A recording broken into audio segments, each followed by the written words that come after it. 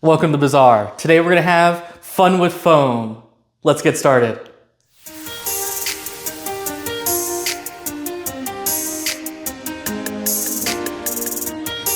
So I may have cheated a little bit, but I went ahead and looked up to make sure that EVA foam is safe to cut on my laser and did some test cuts to see what power and speed is required. It's always important to check the data sheet before cutting a new material on your laser because some things like PVC are toxic when cut. But as far as I can tell, EVA foam is completely safe, and I do have an exhaust and air purifier system set up. So now that we know that we can cut foam with the laser, let's see what we can make with it. So as Jazza would say, let's go ahead and dabble before we dive. And so first things first, I have this vectorized image of a simplified pokeball. And if we think about it in layers, we're gonna have the black on the bottom and then the red and white. So this will really only be 2 layers. And so I used Illustrator to vectorize this image.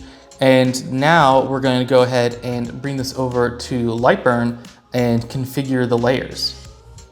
What's nice about exporting from Illustrator and SVG into Lightburn is that when you bring the file into Lightburn, it actually does keep all the different shape colors as separate layers. So it's a little bit easier to see what you're doing. Of course, all the layers are made out of the same material, and that is EVA foam that's just about 2 millimeters thick.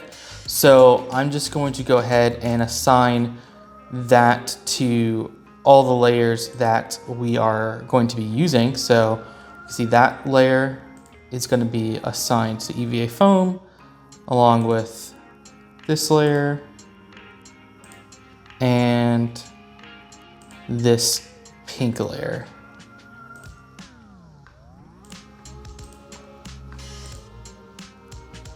Now we could certainly eyeball the placement of the 2 hemispheres and the center circle when placing it onto the black foam.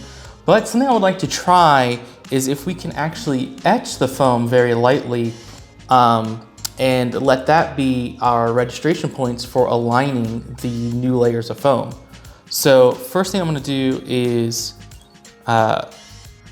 select all this and ungroup it. Now, when we have the top hemisphere selected, I'm going to go ahead and do an offset shape.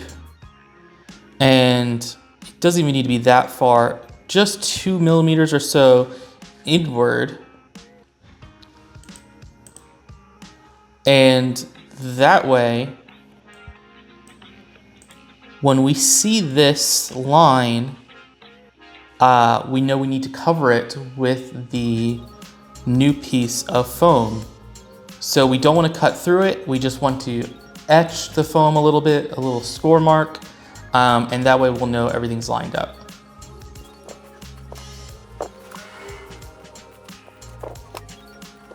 And we're going to do that for both hemispheres and the center piece.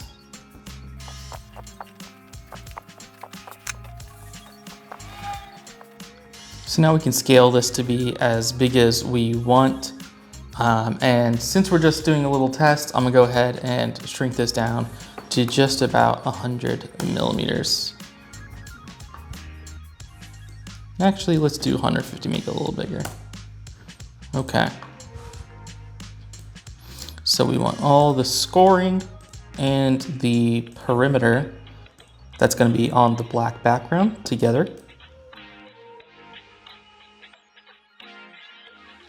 And then we have the red top? Yep. And the white bottom. So now that we have all 3 colors separated, let's go ahead and hop over to laser and get this cut out.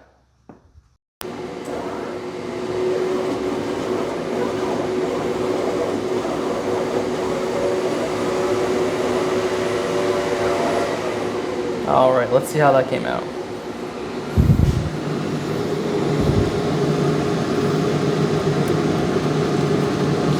And that's perfect.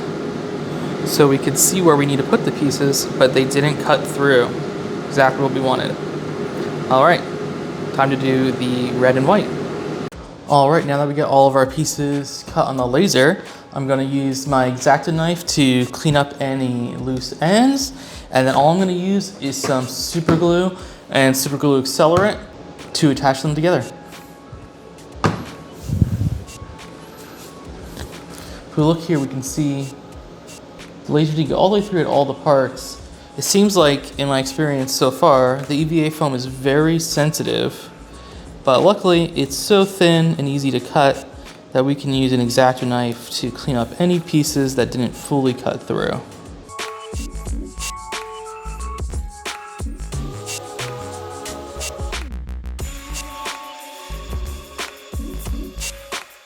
So now that we got our pieces and we can see exactly where they need to go on our backplate, we can apply some glue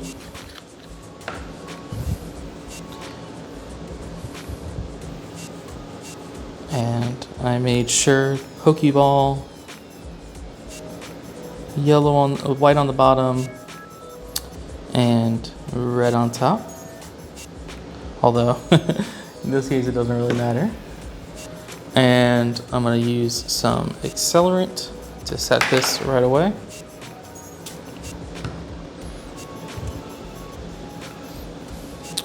And we just need to make sure we cover all of the engraved part and we'll know that we have it exactly where we want it.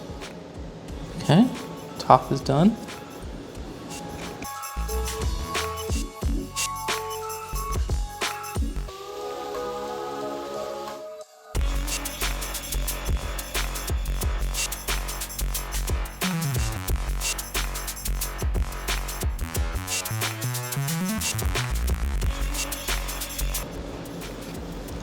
Okay, so there we have it. That's our first little test.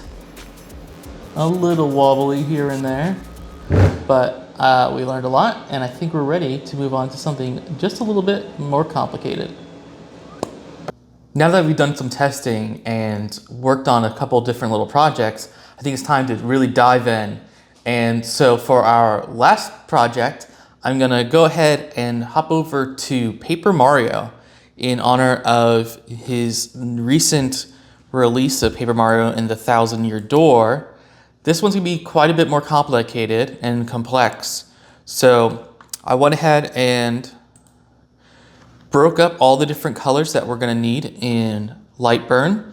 And like before, I'm gonna etch on the background the places that we're gonna need to place the pieces. And we're gonna go ahead and cut all these out, and hopefully we can puzzle him back together. Let's get started.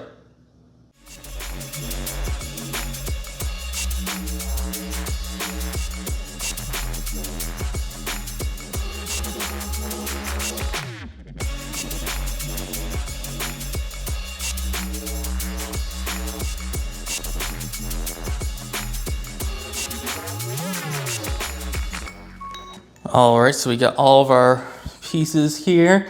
Quite the little bit of a jigsaw, but I'm gonna take my time and we'll see how it comes out.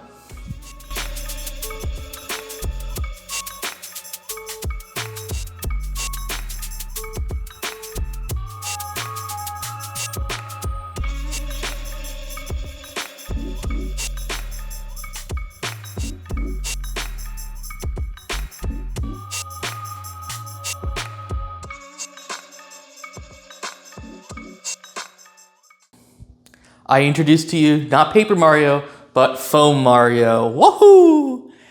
I had a great time with this project and I think they came out fantastic.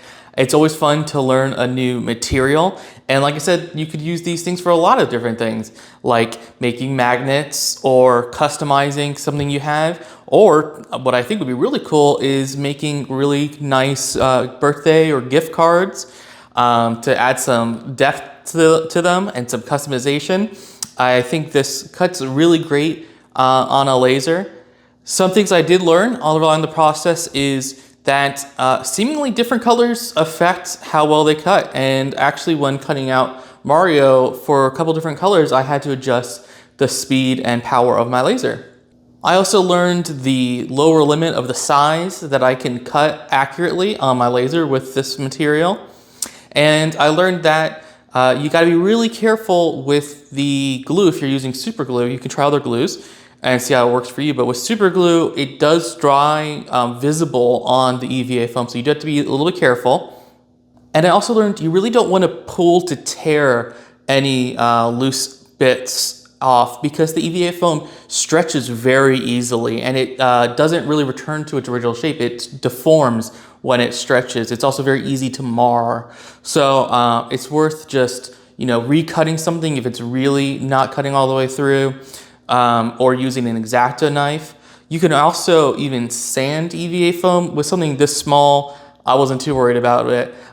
If you want to learn more about EVA foam, I really recommend Punish Props. They've got tons of videos on making props and costumes with EVA foam. But I just wanted to try it out for myself on my little hobby laser, and I think it's a totally viable option. The material's cheap and vibrant and fun. As always, I hope you had fun and learned something. And please remember to hit like and subscribe for future crafting videos. And I can't wait to see you next time at the bazaar. Woohoo!